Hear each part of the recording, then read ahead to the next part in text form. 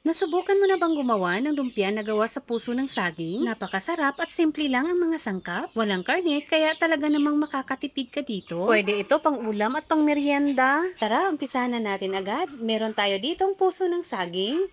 I-slice lang natin ito ng ganito bago natin ito lagyan ng asin. Pigaan lang natin ito sa asin. Lamas-lamasin lang natin itong mabuti. Once matapos natin ito mapigaan sa asin, hugasan lang natin itong mabuti para matanggal ang alat nito. At dito sa ating kawali, maglagay lang tayo ng konting mantika. Ilagay na natin ang sibuyas.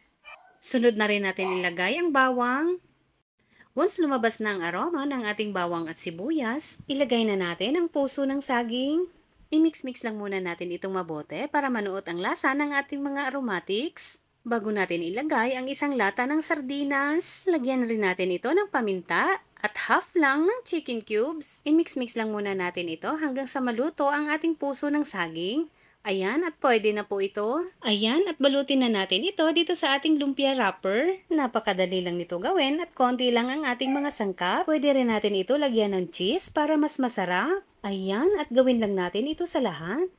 Pwede na natin ito iprito. Nagpainit na ako ng mantika at ilagay na natin isa-isa ang ating mga lumpia.